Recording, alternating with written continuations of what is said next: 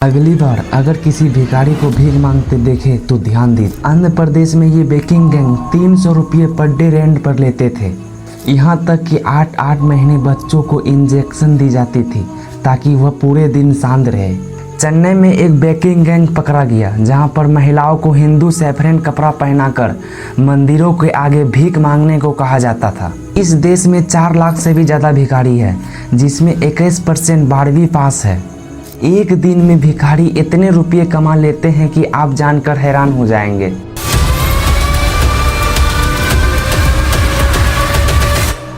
साल 2022 की बात है। एक स्टूडेंट सुरेश माझी काम की तलाश में बिहार से कानपुर आया था।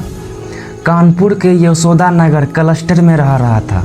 एक दिन इसकी मुलाकात होती है विजय नाम के आदमी से, जो काम दिलाने की बात करता है। इसके लिए इसे कानपुर के यशोदा ब्रिज पे आने को कहता है। लेकिन अगले दिन जैसे ही सुरेश वहाँ पर पहुँचता है, अचानक इसके पीछे से कोई आता है। उसके सर पर काला कपड़ा डालकर किडनैप कर लिया जाता है। इसके बाद सुरेश को इंजेक्शन दिया जाता है ताकि वह बेहोश हो जाए। फिर उसके बाद उसके आंखों में केमिकल डाला जाता है ताकि वह अंधा हो जाए। इसी के साथ सुरेश के सभी हाथों की उंगलियां काट दी जाती है और शरीर के कई हिस्सों पर चोट के निशान छोड़ दिए जाते हैं। ये सब इसलिए किया जाता है कि सुरेश भीख मांगने के लिए स्टेबल हो जाए। कुछ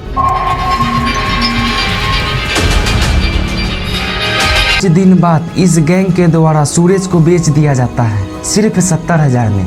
बाद में एक राज नाम का आदमी मोरक एक्सप्रेस दिल्ली से लेकर आया। दिल्ली पहुंचकर उसे भीख मांगने के लिए एक जगह पे लाके छोड़ दिया। ये लोग सुरेश और उसके जैसे बाकी भिखारियों को दिन के 2 रोटियां देते थे, सिर्फ 2 रोटियां, ताकि वह पतले रहे और लोगों को इनको देखकर दया आ जाए। और हर दिन इसके अलावा टॉर्चर किया जाता था और शरीर में बार बार कोई ना कोई केमिकल दिया जाता। समय के साथ साथ सुरेश का शरीर इस हद तक पहुंच गई कि सुरेश का शरीर और बर्दाश्त नहीं कर सका। यहाँ तक कि उनको इन्फेक्शन हो गए थे। वे पैसों के लिए भीख मांगने के लिए बाहर भी नहीं निकल सकते थे। उसके बाद जैसे तैसे करके सुरेश अपने घर पहुंचा। उसकी हालत इतनी ख़राब थी कि उसके परिवार भी उसे नहीं पहचान पाया। ये कोई इमेजिनरी कहानी नहीं है, हालांकि ये सच हुआ है। यहाँ पर आप स्क्रीन में देख सकते हैं। यहाँ स्क्रीन पर सुरेश के असली फ़ोटो आप देख सकते हैं। और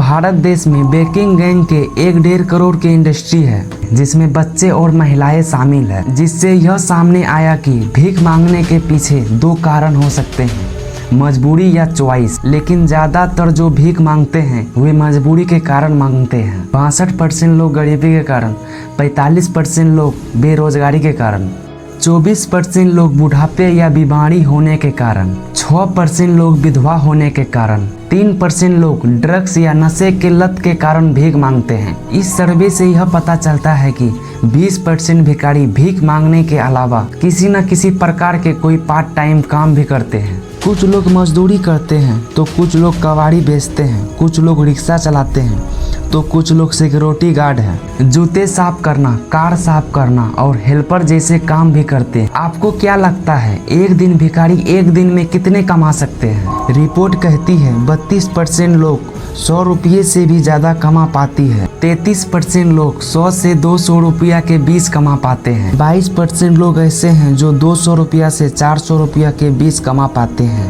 और केवल 1% ही भिखारी ऐसे हैं जो 400 रुपया से ज़्यादा कमा पाते हैं। अगर आप ये भी मान लो कि ये लोग हर रोज़ भीख मांगते हैं तो भी इनकी कमाई 3,000 से 6,000 से ज़्यादा नहीं हो सकती। इतनी कम कमाई, और आप सोच कर देखो इनमें से कई सारे लोग ऐसे हैं जो किसी न किसी माफिया का शिकार है।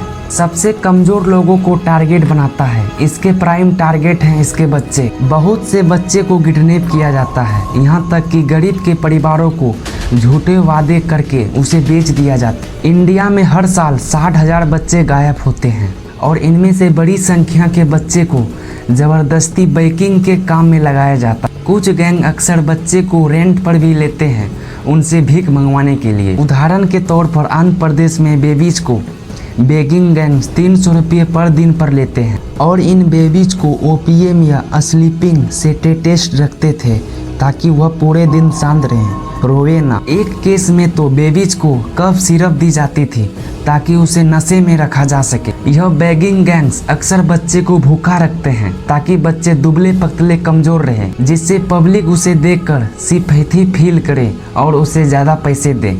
और भिखारियों पर कंट्रोल बनाए रखना अलग अलग तरीकों से। अब टेरिटोरियल कंट्रोल भी देखने को मिलता है।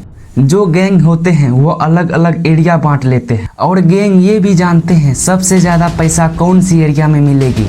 मस्जिद के पास, मंदिरों के पास, बस स्टैंड के पास, ट्रेन स्टैंड के पास, जहाँ जहाँ ज़्यादा लोगों की भीड़ देखने को मिलती है। बेगिंग गैंग पर बैन लगाने की बात उठी थी 2021 में सुप्रीम कोर्ट में, लेकिन कोर्ट ने ऐसा करने से मना कर दिया, यह कहकर कि यह सोशियो इकोनॉमिक इशू है। फिर से वही चीज़ कही गई जो दिल्ली के हाई कोर्ट ने कहा, कोई भी भीख मांगना नहीं चाहता, गरीबी के कारण भीख मांगना पड़ता है। लेकिन इसके बाद भी ज़्यादातर केसेस में सरकार का फोकस इन गैंग के खिलाफ में एक्शन लेने में नहीं रहा, बल्कि ये भिखारियों के खिलाफ, विक्टर के खिलाफ एक्शन लेने में रहा। कोई भी बड़ा इंटरनेशनल इवेंट होता है तो सरकार इन प्रॉब्लम को सोल्व करने की वजह छिपाने में लग जाता। जैसे कि 2023 में जब G20 समिट हुई थी, दिल्ली में भिखारियों को पकड़कर टेप रोली सेंट्रल होम में डाल दिया गया था ताकि दुनिया के नज़रों में छुपाया जा सके। ऐसे में सवाल उठता है कि इसका असली सॉल्यूशन क्या है।